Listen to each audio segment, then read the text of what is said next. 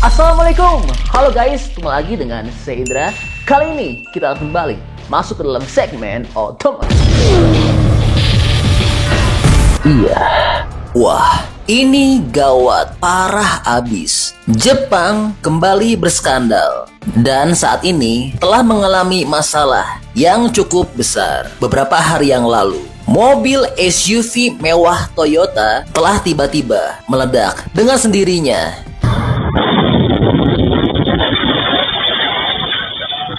Mobil ini tiba-tiba meledak saat sedang berada di parkiran. Dan belum jelas apa sih penyebabnya mobil ini tiba-tiba bisa meledak sendiri. Where a vehicle has exploded in a parking lot. Not clear how that happened.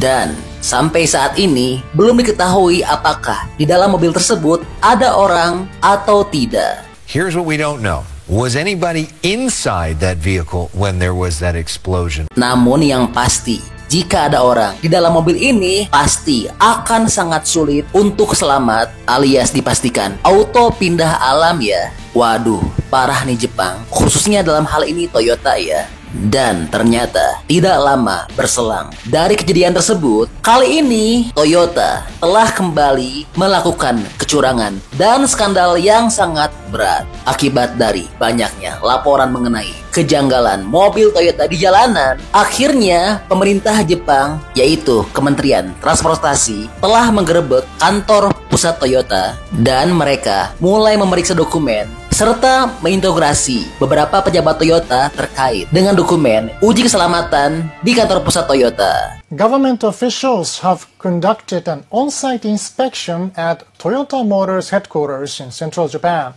Mereka telah mencari data terkait penggunaan data yang tidak memadai atau ketinggalan zaman dalam uji tabrak yang dilakukan Toyota, serta pengujian yang salah pada kantung udara atau airbag dan kerusakan kursi belakang saat terjadi kecelakaan. Dan dari hasil penyelidikan tersebut, ternyata didapatkan juga tes tenaga mesin juga ditemukan telah dipalsukan oleh Toyota. Wah, parah ya. Dan bagi Toyota, ini adalah pengungkapan kedua setelah kejadian yang sama pada Januari 2024. Sejak Januari itu, aparat pemerintah Jepang telah menggelar penyelidikan terhadap Toyota. Dan akibat skandal tersebut, Presiden Direktur Toyota Motor Corporation, Akio Toyoda, telah meminta maaf. Toyoda telah membungkuk dalam-dalam selama beberapa detik di hadapan media. しておりますことに対しまし、トヨタグループの責任者としてございませんでした。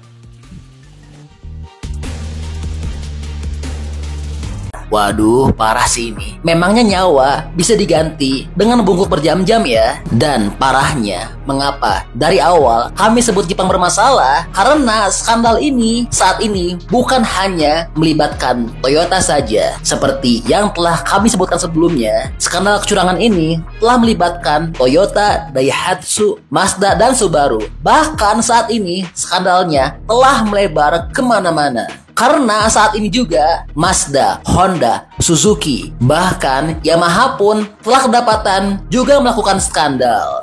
The other vehicle makers that have admitted to misconduct are Mazda, Yamaha, Honda, and Suzuki.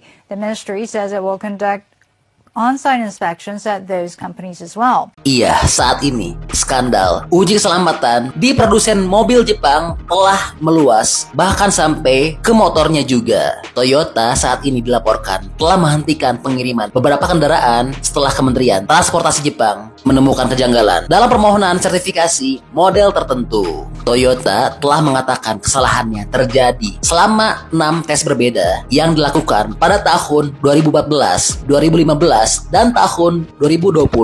Dan mereka secara internal juga telah melakukan kembali uji standar yang berbeda dari standar pemerintah. Dan ternyata merek termewah mereka pun, yaitu Lexus, juga telah kena. Dan parahnya, Toyota mengatakan ada sebanyak 1,7 juta unit mobil yang terkena dampak. Wah, jumlahnya nggak main-main ya. Dan saat ini, Toyota juga sudah diminta untuk menghentikan pengiriman model yang terdampak. Dan seperti yang kami sampaikan, dampak ini sangat meluas karena Kementerian Transportasi Jepang saat ini telah mengumumkan bahwa Toyota, Mazda, Honda, dan Yamaha Motor juga telah melakukan skandal. Para produsen mobil dan motor tersebut dilaporkan telah menyerahkan data pengujian yang salah atau dimanipulasi ketika mereka mengajukan permohonan sertifikasi kendaraan. Dan saat ini Toyota telah melakukan penarikan untuk mobil-mobil yang bermasalah tersebut. Lalu saat ini Mazda telah menangguhkan pengiriman mobil Sport Roadster RF dan hatchback Mazda 2 mulai Kamis pekan lalu.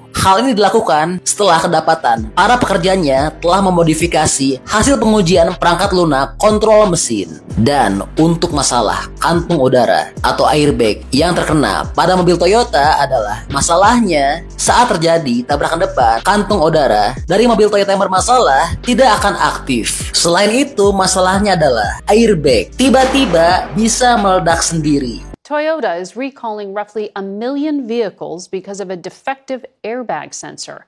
The recall affects various 2020 to 2022. Wah, ini berbahaya banget ya.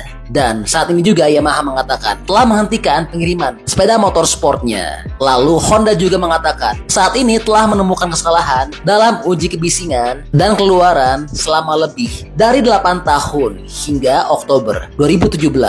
Dan skandal Honda ini terdampak yaitu pada sebanyak 2 lusin model Honda. Wow, jumlahnya nggak main-main ya. Waduh, gimana di Jepang? Hampir semuanya kena skandal ya. Toyota, Daihatsu, Mazda, Subaru, Suzuki, Honda, bahkan sekarang motornya juga yaitu Yamaha. Ini tentu menjadi masalah yang menyedihkan bagi Jepang dan juga tentunya sangat merugikan konsumen-konsumennya. Adapun untuk Toyota, yang saat ini paling ramai adalah skandal untuk mobil Yaris Cross. Karena saat ini mobil Yaris Cross telah dihentikan penjualannya oleh Toyota. Wah, gawat ya. Lalu gimana dong dengan Yaris Cross yang ada di Indonesia? Nah, khusus untuk Yaris Cross yang ada di Indonesia, menurut info dari Wakil Presiden Direktur Toyota Motor Manufacturing Indonesia atau TMMIN, yaitu Bob Azam, khusus untuk Yaris Cross Indonesia, menurutnya mobilnya masih aman dan tidak ada masalah. Karena menurutnya Yaris Cross yang dijual di Indonesia sudah betul-betul dirakit di Indonesia, yaitu dibuat di Karawang. Dan untuk TKDN mobil ini juga sudah sangat tinggi, yaitu mencapai 80% lebih. Sehingga bahan-bahan importnya sangat sedikit untuk Yaris Cross Indonesia. Ya, menurut infonya seperti itu ya. Jadi menurutnya jangan khawatir dan ragu untuk Yaris Cross Indonesia. Iya,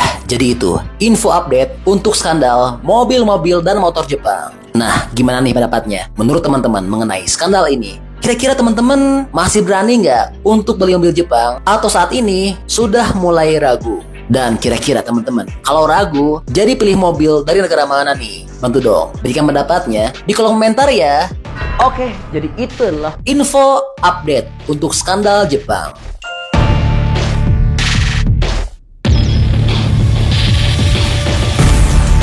Oke, masih banyak nonton, jangan lupa untuk bantu di like dan di share video ini. Jangan juga bantu untuk subscribe ya. Oke, stay tune at my channel. See you next video.